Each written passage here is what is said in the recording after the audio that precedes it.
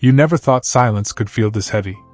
It's not just the absence of sound, it's the echo of everything that's missing. The world moves on as if nothing happened, but you're still standing in the rubble of what was.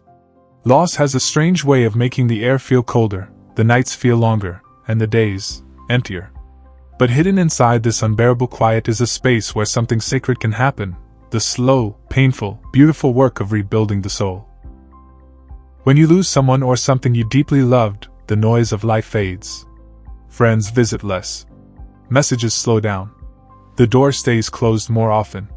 You're left alone with your thoughts, and at first, they don't feel like friends. They come sharp and loud, the regrets, the what-ifs, the memories that don't know how to stop playing. But this is the first truth of grief. Before you can rebuild, you must sit in the ruins. Not to punish yourself, but to understand what has been taken, and what is still yours. Silence is an unforgiving mirror. It reflects the parts of yourself you tried to ignore when life was busy. In the quiet, you see your own fragility, but also your strength. You notice the small ways you still wake up, still breathe, still exist, even when it feels impossible. This is where healing begins, not in denying the loss, but in facing yourself within it. You start to understand that the silence isn't here to destroy you. It's here to hold you, until you can hold yourself again. Grief tempts you to rebuild life the way it was before. But deep down, you know you can't. Loss changes the blueprint. So instead, you start from the inside.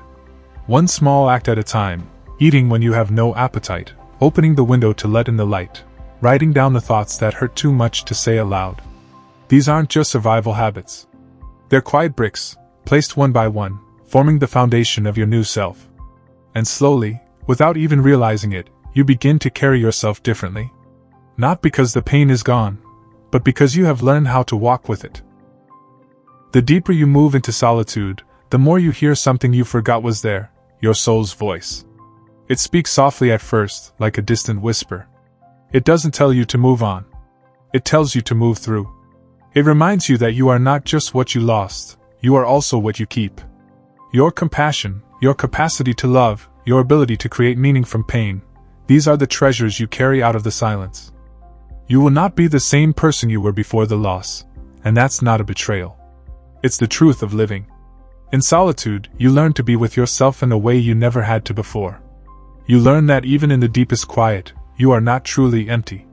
The silence that once felt like a prison becomes a sacred space, where grief transforms, the soul breathes again, and you step forward. Not back to who you were, but toward who you are becoming.